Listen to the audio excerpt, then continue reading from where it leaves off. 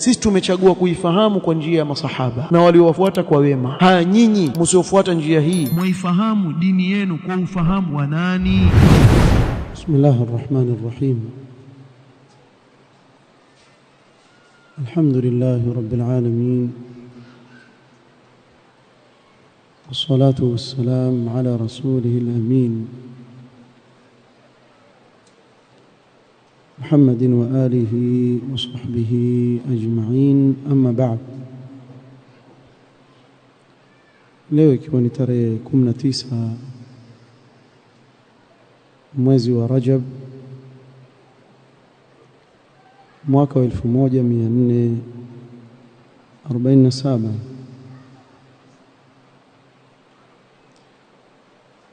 biidhnillahi ta'ala ndio turudi tena katika durusi zetu kama kawaida, baada ya kukata kwa ajili ya safari. Na wakati wa dhuhuri sasa hivi ilikuwa ni wakati wa risala ya adab talib al-ilm وآداب طالب العلم. lakini insha Allah taala mtaifanya iwe ni kalima tu biidhnillah ya kukumbushana jambo muhimu sana linalofungamana na manhaji ya salafu salih ridwanullahi ta'ala alayhim. Kuna swali ambalo atakikana kila mwana sunna au salafi awe atakuwa na jawabu lake kwa dalili katika kila wakati anapoulizwa au anapotakwa kujieleza. Limadha ikhtarta as-salafiyya? Kwa nini ewe Muislamu umechagua usalafi? Kwa nini usichague njia yoyote nyingine ukashikilia usalafi ukaufuata? Kwa nini? Na je, kuna nafasi ya mtu kuwa mimi ikiwa sitaki kuifuata njia ya salafia naweza kufuata njia yoyote ninayoitaka? Bimaana niwasikia nyote mara nyingi hizbiyun wanapozungumza kusema kuwa hakuna shida wewe kuwa salafi, si ndio ulivyochagua wewe? Basi usimuingilie na yule alichagua usufi, ukhurafi, ndivyo wanavyoona ni sawa, na mwingine akachagua uhizbi akaona ni sawa, na sote ni waislamu. Kwa hiyo huyu asimuingilie huyu na huyu asimuingilie huyu, mpaka ikafikia kwa baadhi yao kuwa wakajiweka katika nafasi ya kana kwamba wao ndio makadhi katika haya mapote wanaoyaona mbele yao. Kasema kuwa wewe waunga mkono maulidi, kisha yuwasema bila ya haya, una dalili zako, una wanawavyoni wako, wewe fuata huko huko. Na wewe wapinga maulidi, una dalili zako, una wanavyoni wako, wewe fuata huko huko. Huyu asimseme huyu na huyu asimseme huyu. Na wewe uko wapi wewe katika wawili? Mudhabdhabina baina dhalika, la ilaha ulai wala ilaha ula. Pia manhaji hii ipo, manhaji ya wale ambao wayuriduna an yattakhidhu baina dhalika sabila. Kuna njia yao ambayo imefanana na Mu'tazila, yale maneno aliyosema manzila baina almanzilatayn, hayuko huko yuko huko. Hawakusudii hivyo Mu'tazila, sema mfano maneno kama yale, yani hayuko huko wala yuko. Kwa nini tufuate usalafi? Je, ni khiari? Tuna khiari sisi ya kuwa tuufuate au tusiufuate? Yatakaifahamike kuwa yajibu fahmu ad-dini bifahmi salaf, si khiari, ni wajib kuifahamu dini kwa ufahamu wa wale wema waliotutangulia.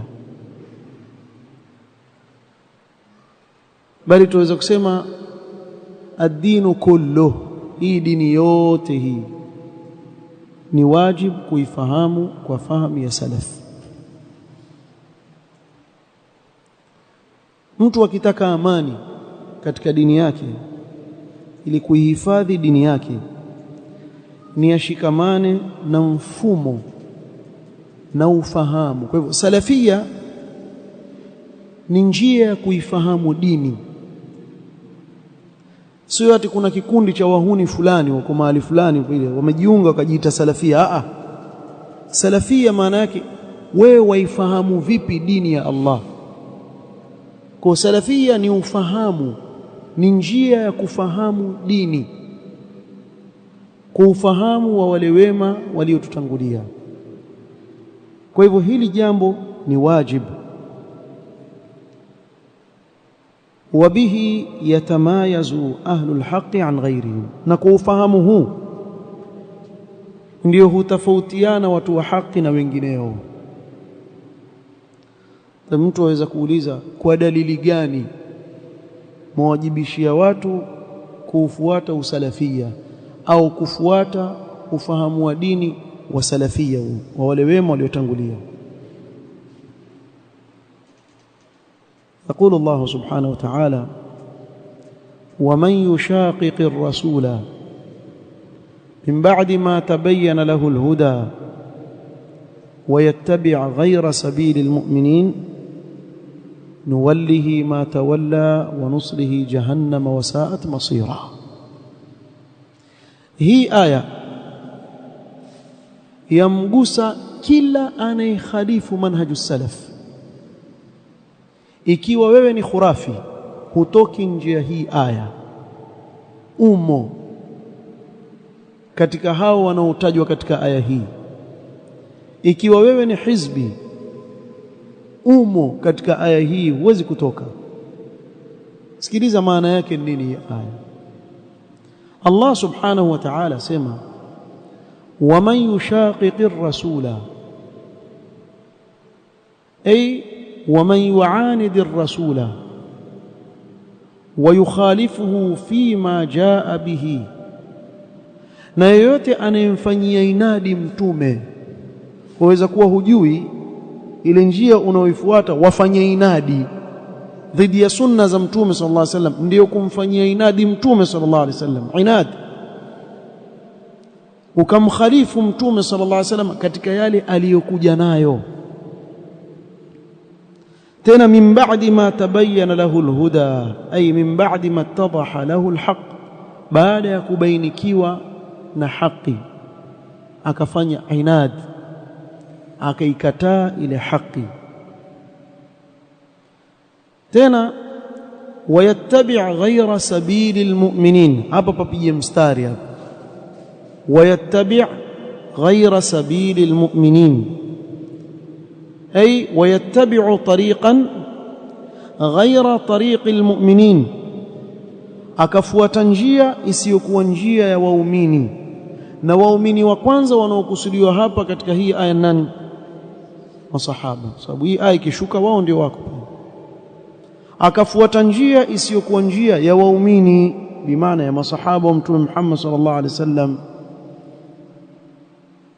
Na yeyote asiyefuata manhaju salaf akaifahamu dini kwa ufahamu wa salaf, maana yake amefuata njia isiyokuwa ya waumini, ambao ni njia ya masahaba. Nafikiri pako wazi hapo katika aya. Allah subhanahu wa ta'ala akimzungumzia mtu aliye na sifa hii asema nuwallihi ma tawalla. Nuwallihi ma tawalla, natrukuhu wa makhtara li nafsihi, tutamwacha na kile alichojichagulia nafsi yake. Mimi bwana mmechagua khurafi bwana, mtakia nini? Msiniingilie. Sawa, nenda huko huko. Ndio pale sasa waweza kujiuliza, aweza kusimama mtu akasema kuwa kwenye mwezi wa Rajabu kuna dua hizo ukizisoma hizo wapata senti tu wewe. Na makhurafi wajulia bana, wajua watu wapenda dunia, wasiwafunganisha nyoyo zao na akhira. Huko huko kwenye dunia huko wanakotaka kwenda ndio kupeleka huko huko, si wapenda senti. Mtume sallallahu alaihi wasallam alipokuwa ataka kupewa bai'a na Ansar walivyokuwa Aqaba ili kumpokea Madina, Ansar walimuuliza kuwa na sisi tutapata nini? Qala lakumul janna, nyinyi mtapata pepo. Na katika jihad fi sabilillah, katika vita mbalimbali alivyopigana Mtume sallallahu alaihi wasallam, alikuwa akitangaza kabisa, qumu ila jannatin arduha as-samawati wal ardh. Na masahaba walikuwa wakiuliza maswali yao, ya Rasulullah, dullani ala amalin idha amiltuhu dakhaltu aljanna. Kwa nyoyo zao zilikuwa zimefungamana na akhira na pepo. Lakini leo kuna malezi ya kuwalea watu, badala ya kufunganisha nyoyo zao na akhira wazifunganisha na dunia. Kuweza kuambiwa kuna dua fulani ukisoma hiyo wapata fulus, na ukipata usinsahau. Naelewa, mnamuelewa huyo shekhe akisema hivyo, maana yake akuomba indirectly. Lazima katika maisha ya mtu akifanya shughuli zake atapata faida, atafanya, ataona hii ni ile dua ile, kumbe alikuwa shaandikiwa riziki yake ile. Kwa shekhe, hii yako bwana. Wajinga ndivyo waliwao. Sinuwallihi ma tawalla, huko huko unakoelekea huko, tukupeleka huko kwenye ujinga. Wewe unataka kuwa mjinga, utapeleka kwenye ujinga. Mfano wake manasara, aweza kuja yule mkubwa pale kanisani akasema mimi nina maji, ukinwa wapoa, kumbe mineral water kayanunua pale kayatia kwenye chupa yake, kisha kwambia haya maji ya ajabu, chupa moja 1000, ukinwa wa tajiri. Basi wachukua iwanwa. Mbona sikuwa tajiri? Mimi nimesema wa tajiri, nikwambia leo, sikukwambia leo wala kesho. Wajiwaje uko mbele utakuwa tajiri? Ushanunua. Lakini nuwallihi ma tawalla, huko kwenye upotofu unakokwenda ndiko utakakozama mpaka wawa mjinga kabisa. Na ndio pale yafikia mpaka mtu aje shekhe mbele yake atoa macho kama lumbwi eti amuona mtume, kisha wanafunzi wakawa piga kelele. Bin Hafidh akawafanya jamaa zake akawatia ujingani hivyo, na wakaamini na wakaitoa klipu, afungua macho akiyafunga jifanya aona, sijui analeza katika yale macho yake. Hivyo ndio anavyofanya. Nuwallihi ma tawalla, si umechagua ujinga? Twenda na wewe huko huko ujingani huko. Makhurafi najua wachukia, lakini tuwaambia hivi ili mjione wajinga, muache hizo njia, tuone huruma. Au fuate mifupa ya mtu imezikwa miaka iliyopita, na shida na sukari, kumbe huyo alizikwa hapo anzikwa hana mkono wala mguu, kakatwa mkono na miguu, kwa hiyo sukari. Enda muomba muondolee sukari. Na lau kama angesema, angemwambia bwana, we mimi mwenyewe nimekufa na pressure na sukari, nitakuondolea vipi? Lakini ni haya maneno ya Allah, nuwallihi ma tawalla. Wewe mwenyewe umechagua njia hiyo, basi utaelekezwa huko huko ulikoelekea, wazidi kupotea. Kisha bado tena, wanuslihi jahannam wasaat masira, ay wanudkhiluhu an-nara au wanudkhiluhu nara jahannam yuani harraha, kisha tumtie ndani ya moto wa jahannam apate kuchomeka na ule moto wa kisawasawa kule. Wasaat marji'an li ahliha, na ni marejeleo mabaya kabisa kwa watu wa motoni. Hii dalili iko wazi kuwa ni wajib kufuata njia ya salaf. Sheikh al-Islam Ibn Taymiyyah rahimahullah ta'ala katika Majmu' al-Fatawa ataja maneno annahu subhanahu wa ta'ala allaqa al-wa'ida wadh-dhamm ala man khalafa sabila al-mu'minin. Allah subhanahu wa ta'ala katika hii aya amefunganisha makamio makali na kuwasimanga wale waliokhalifu njia ya waumini. Fadalla ala anna ittiba'a sabili almu'minin wajib. Kwa hii ikawa ni dalili ya kufuata njia ya waumini ambao ni masahaba ni wajib, si khiyari. Hatuna khiyari sisi katika hilo. Na dalili katika Qur'an na sunna ya Mtume Muhammad sallallahu alaihi wasallam juu ya hili ni nyingi sana, lakini kama nilivyowatajia ilikuwa ni kalima fupi, kwa pengine labda nitawaongezea aya nyingine ambayo ni dalili ya kuwa ni wajib kwa Muislamu kufuata njia ya salafu salih. Qala Allah ta'ala fa in amanu bimithli ma amantum bihi faqad ihtadaw, wakiamini kama mlivyoamini nyinyi masahaba, sababu wao ndio wanaokusudiwa mwanzo katika hii aya. Faqad ihtadaw, basi watakuwa wameongoka. Mayahudi na manasara wakiamini kama walivyoamini masahaba wa Mtume sallallahu alaihi wasallam watakuwa wameongoka. Na yaingia hapa kila mmoja wetu akiamini kama alivyoamini masahaba atakuwa ameingia katika uongofu, kinyume na hivyo atakuwa katika nini? Katika upotofu.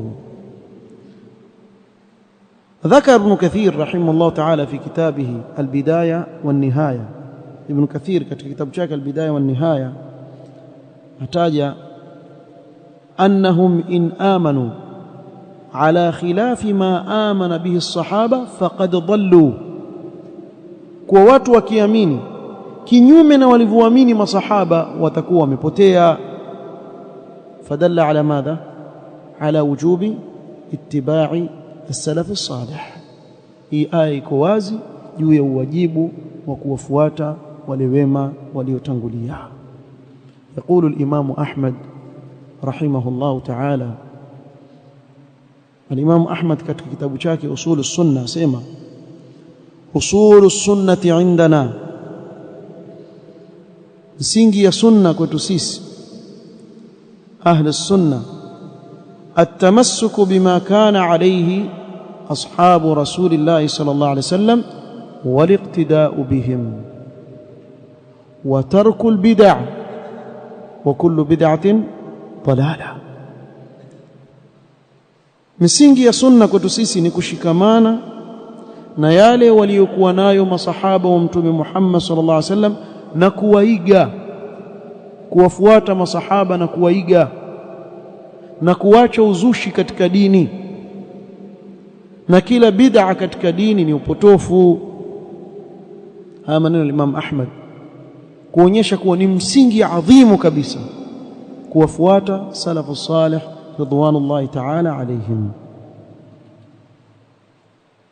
kwa fahamu alkitabi was sunna bifahmi as-salaf, kufahamu Qur'an na sunna kwa ufahamu wa salafu salih.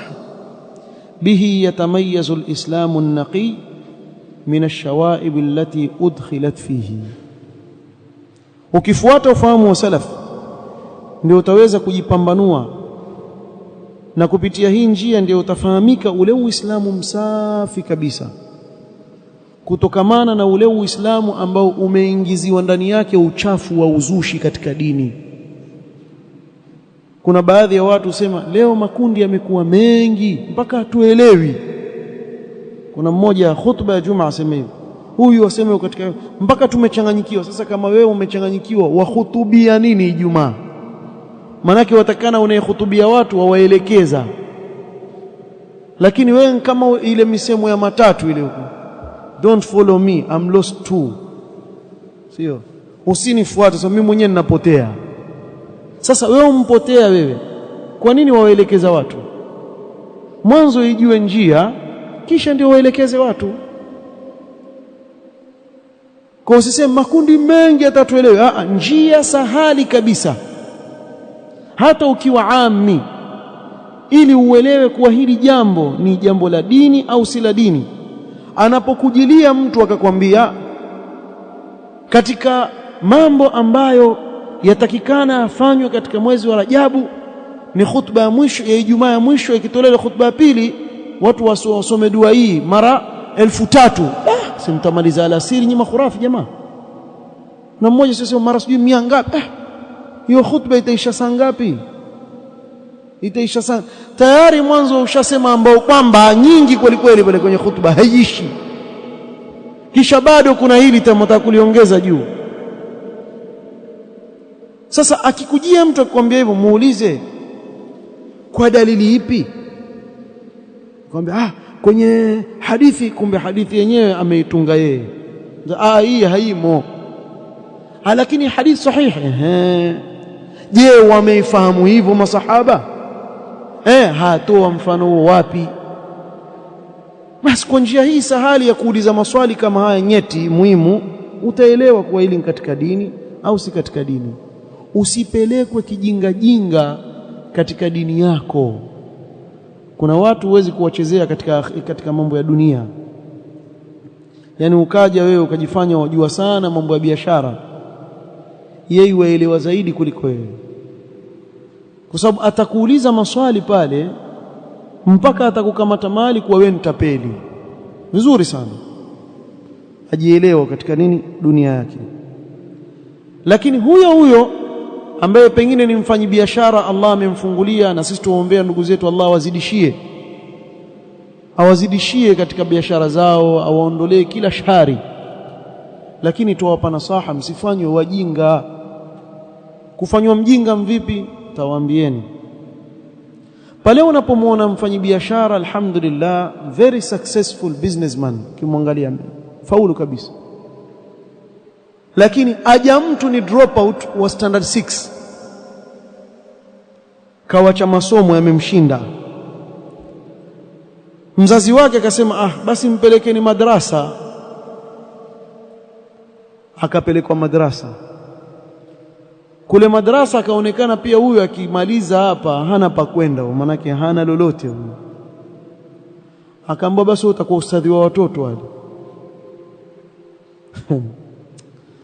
Wale watoto pale aketi na wao na fujo na nini, basi ni kama daycare pale, babysitter kawekwa pale na watoto.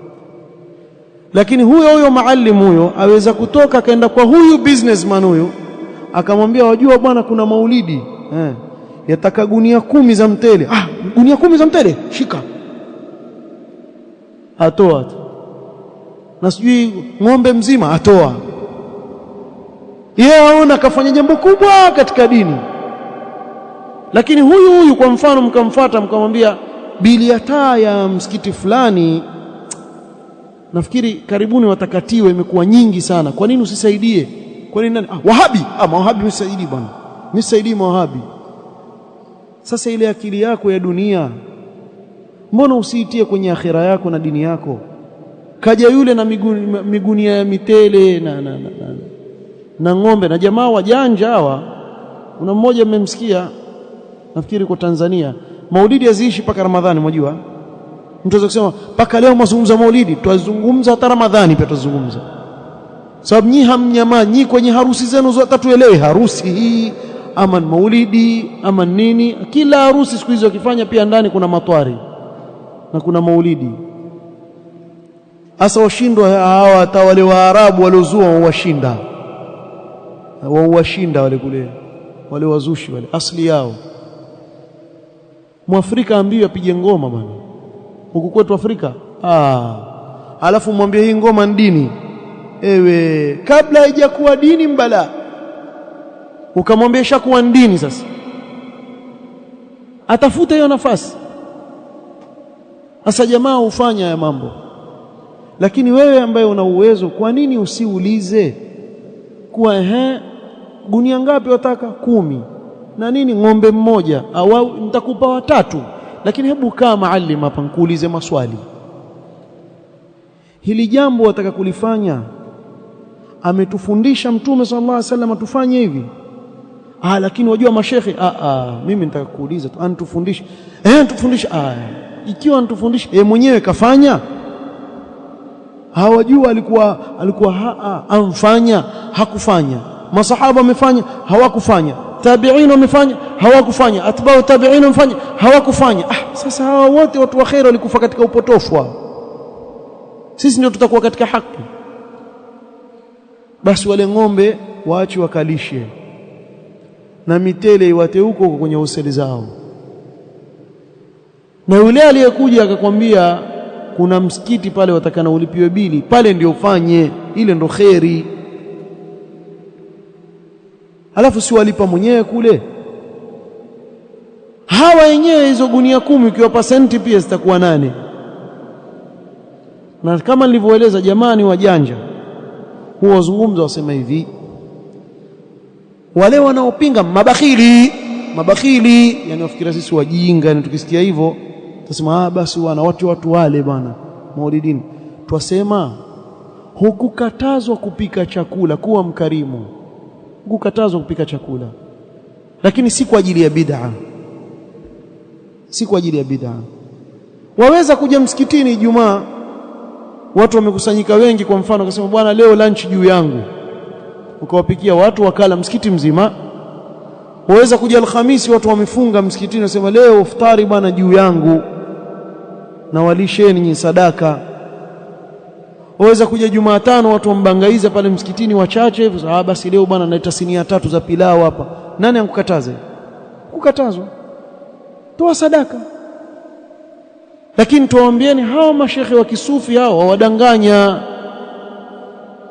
kwa njia hizo wanazozitumia, njia za kula. Wasikwambie kuwa hatukuja kufuata pilau. Mimi nawaambieni kitu kimoja, wallahi ahlif lakum billah, na wapa challenge watu wa maulidi wafanye maulidi mwaka mmoja tu bila ya kula, mwaka mmoja tu, kama watu wote wawe masalafi. Tasema kule ilikuwa tufuata kula, tunajua hakuna elimu. Si afadhali tuende kule hakuna kula lakini kuna elimu? Kwani watu wafikiria wajinga? Wafikiria sisi tunkuja kutoka huko tukuja kufuata pilau. Msipike maulidi mwaka mmoja tu, waambie maulidi ya mwaka huu hamna kula, mkurukaruka na kwenda zetu katika jasho pale uende. Wallahi nawaambieni hivi, watu watauacha ukhurafi, wengi watauacha ukhurafi. Na ndio mtajua kuwa ile watu wengi, msijiona kuna watu wengi hapa hata hawaelewi mmefanya nini, wakuja kufuata biriani zao wale pilau wale. Mimi nina sahibu zangu kwa Majengo, si mimi nazaliwa Majengo, sikuzaliwa Nyali huko. Kila siku waniletea salamu, mwambie bwana shekhe huko tushakubali bwana maulidi mbida, lakini watu wate tule pia chakula mbida. Wanaambia mimi nishajua. Wasemazi wazi tena bwana, moto bwana. Na wengine ula marungi kwenye maulidi zao, ula marungi nje, ikifika time ya kula iwatema aje kula mtele. Nao ukiwauliza sasa hii sawa pia, humul qaumu la yashqa ma'ahum jalisuhum. Hakika na wao mtu apati tabu yeye, atumie dalili sahihi mahali ambapo si pake, yani apati tabu, maana yake hakosi kula, ndio maana yake. Kwa hivyo kufuata manhaju salaf ni wajib, si khiari, si khiari. Ukitaka utafuata, ukitaka ufuate. Ukiiacha ni uingia kwenye upotofu moja katika mawili, imma shakiran wa imma kafura. Hakuna manzila baina almanzilatayn, ni imma uwe katika haki, famadha ba'da alhaqi illa ad-dalal, ama uwe katika upotofu. Sasa jichagulie mwenyewe wataka njia gani Muislamu. Na nimezungumzia mwanzo kuwa njia ya salafia ni mfumo wa kufahamu dini, si kikundi cha watu fulani. Ni mfumo wa kuifahamu dini. Wewe waifahamu dini yako kwa njia gani? Ukijijibu hilo swali utajifahamu uko katika njia ya sawa ama katika njia ya batili. Wewe waifahamu dini yako kwa njia gani? Sisi tumechagua kuifahamu kwa njia ya masahaba na waliowafuata kwa wema. Haya, nyinyi msiofuata njia hii, mwaifahamu dini yenu kwa ufahamu wa nani? Ili swali jiulize. Subhanakallahumma wa bihamdika ashhadu an la ilaha illa anta astaghfiruka wa atubu ilaik. Barakallahu fikum.